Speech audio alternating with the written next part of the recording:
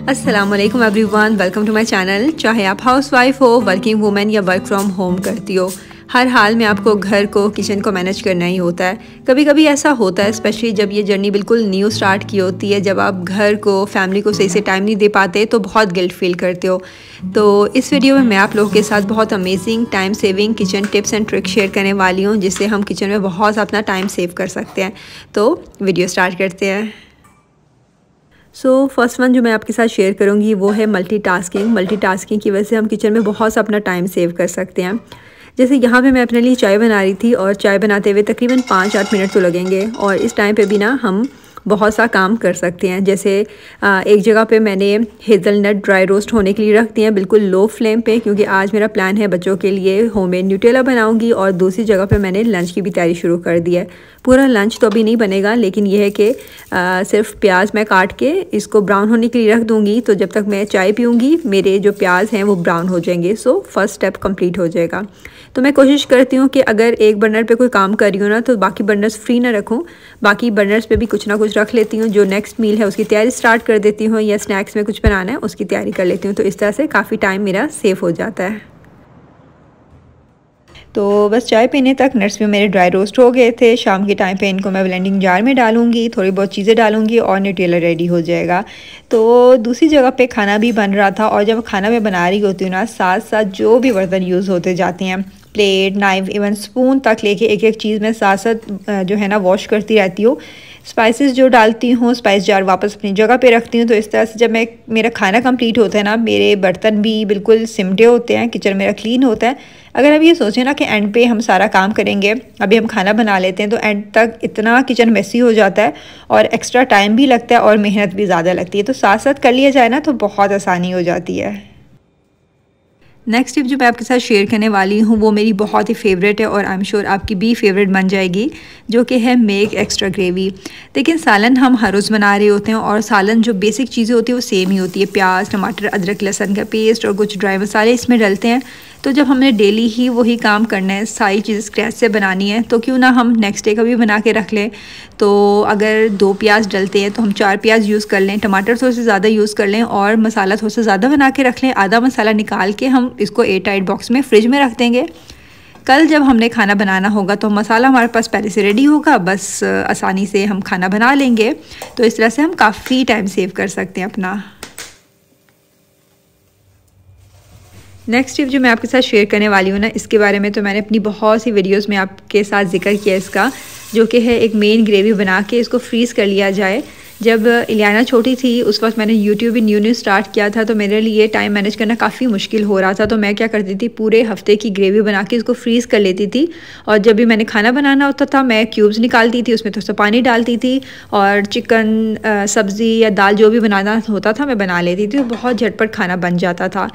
लेकिन अभी भी 1-2 क्यूब्स मैं लाजमी बना के फ्रीज़ करके रखती हूँ, ताकि जिस दिन मैं बिज़ी हूँ या दिल नहीं कर रहा खाना बनाने का, तबीयत ठीक नहीं है, तो मैं ये क्यूब्स यूज़ कर सकूँ। मार्केट से जब हम वेजिटेबल्स लेके आते हैं, अगर हम इसी तरह से बैग्स के साथ ही फ्रिज में रखते हैं, एक तो फ्रिज में जगह भी वो ज़्यादा लेंगी, फ्रिज भी मैसी लगेगी। दूसरा ये कि पॉलीथीन बैग में मॉइस्चर की वजह से ये वेजिटेबल्स ख़राब भी हो सकती हैं। तो बेस्ट वे यही है, जब आप इनको लेके आएँ तो इनको काट के किसी भी जिप लॉक बैग में या एयर टाइट बॉक्स में रख लें, और ये काफ़ी टाइम तक बिल्कुल फ्रेश रहती है। टाइम भी आपका सेव रहता है, क्योंकि अगर देखें हर रोज़ वही काम हम रिपीट करेंगे, स्क्रैच से काम करेंगे, तो टाइम ज़्यादा लगेगा। किसी एक दिन आप टाइम निकालें और थोड़ी सी मील प्रेप कर लें तो बहुत आसानी हो जाती है। ज़रूरी नहीं है कि सारा जो काम है मील प्रिपरेशन का काम पूरा एक दिन में ही करें। आप जो है दिन डिवाइड करके भी काम कर सकते हैं। एक दिन वेजिटेबल्स काट लें, एक दिन मसाला बना के रख लें, या कोई और काम कर लें। तो इस तरह काम डिवाइड करने से ना बहुत ज़्यादा आसानी हो जाती है, और बिल्कुल भी बर्डन भी नहीं पड़ता आप पे। दूसरा ये कि हम वेजिटेबल्स को फ्रीज़ भी कर सकते हैं। पिछले दिनों हमने कहीं जाना था कुछ दिनों के लिए, तो अगर मैं इनको फ्रिज में रखती तो ये ख़राब हो जाते, तो मैंने इनको बिल्कुल इसी तरह से फ्रीज़र में रख दिया था। और फ्रीज़र में रख के इनको देखें, डायरेक्टली मैंने अभी इनको थॉ नहीं किया, डायरेक्टली मैंने इनको डाल दिया है मसाले में, और ये इतनी ज़बरदस्त वेजिटेबल्स बन के रेडी हुई थी, बिल्कुल फ्रेश, और बिल्कुल भी इनका टेस्ट ख़राब नहीं हुआ था। पिज़्ज़ा ऑलमोस्ट हर बच्चे का बहुत ही ज़्यादा फेवरेट होता है, चाहे उनको लंच बॉक्स में दें, लंच में, डिनर में या इवनिंग स्नैक्स में, बहुत ज़्यादा इंजॉय करते हैं। तो यहाँ पे ना मैं अपने बच्चों को ब्रेड पिज़्ज़ा बना के दे रही थी इवनिंग स्नैक्स में, लेकिन जो पिज़्ज़ा सॉस की बॉटल होती है ना, उसके साथ ये इशू है कि जब एक बार आपने खोल लिया इसका लिड तो आपने 3 से 4 दिन के अंदर अंदर यूज़ करना होता है इसे। तो मैं क्या करती हूँ, जब मैं एक बार ओपन कर लेती हूँ ना, उसके बाद मैं पूरी जो बॉटल होती है वो फॉइल पेपर जो डिस्पोजल बॉक्सेस होती हैं उसमें मैं डाल के इनको फ्रीज़ कर लेती हूँ। तो यहाँ पे ब्रेड पिज़्ज़ा भी बन के रेडी हुआ है। सिंपल सा है लेकिन ये बहुत ही टेस्टी लगता है, बच्चे बहुत इंजॉय करते हैं। और जो पिज़्ज़ा सॉस है ना, ये भी यहाँ पे फ्रीज़ हो गई है। बस इसको मैं क्यूब्स में काट लूँगी। काटने के बाद ना इसको मैं ज़िप लॉक बैग में डाल के रख देती हूँ और फिर इनको दोबारा से फ्रीज़ कर लेती हूँ। तो जब भी मैंने पिज़्ज़ा बनाना है या इस तरह से कोई भी पिज़्ज़ा से रिलेटेड चीज़ बनानी है तो मैं क्यूब निकालती हूँ, इनको माइक्रोवेव में रखती हूँ और फिर डिफ्रोज़ करके पिज़्ज़ा सॉस यूज़ कर लेती हूँ। कुछ दालें ऐसी होती हैं जिनको सोक करना ज़रूरी होता है, जैसे काबली चने, चने की दाल, वाइट बीन्स या रेड बीन्स, इस तरह की दालें होती हैं। अगर लंबे टाइम के लिए ओवरनाइट इनको सोक ना किया जाए ना, एक तो सही से फूलती नहीं है और दूसरा कुकिंग टाइम भी काफ़ी ज़्यादा लगता है। तो कभी ऐसा होता है कि हम भूल जाते हैं सोक करना, तो इसका बेस्ट वे ये है कि इस वीक में जो भी आपने दाल बनानी है, जैसे इस दफ़ा इस वीक में मेरा प्लान है कि मैं लोबिया और चने की दाल बनाऊंगी। 500 ग्राम्स मैं 2 टाइम के लिए बनाती हूँ, तो बस 500 ग्राम्स मैंने भिगो के रख दी थी ओवरनाइट के लिए। उसके बाद मैंने इसको बस स्ट्रेनर में स्टेन किया। ये देखें कितनी अच्छी से फूल गई हैं। बस इसको मैं इस तरह शॉपर में डाल के ना फिर इन दोनों दालों को मैं फ्रीज़ कर दूँगी। जब भी मैंने बनाना होगा इनको निकालूंगी और प्रेशर कुकर में ये दाल जो है वो मैं बना लूँगी। तो इस तरह से काफ़ी आसानी हो जाती है। हम लोग जितना भी ट्राई करें, कुछ ना कुछ लेफ़्ट ओवर फूड फ्रिज में रह जाता है, बच जाता है। तो अगर इस फूड को हम दोबारा से हस्बैंड को या बच्चों को दें तो कभी भी शौक़ से नहीं खाएंगे। तो इसका बेस्ट वे ये है कि उसी फूड को एक न्यू फूड में कन्वर्ट किया जाए, एक न्यू चीज़ उस फूड से बनाई जाए। जैसे मेरे पास दाल पड़ी हुई थी, दाल जो है वो मैंने आटे में डाल के ना गूँध लिया है।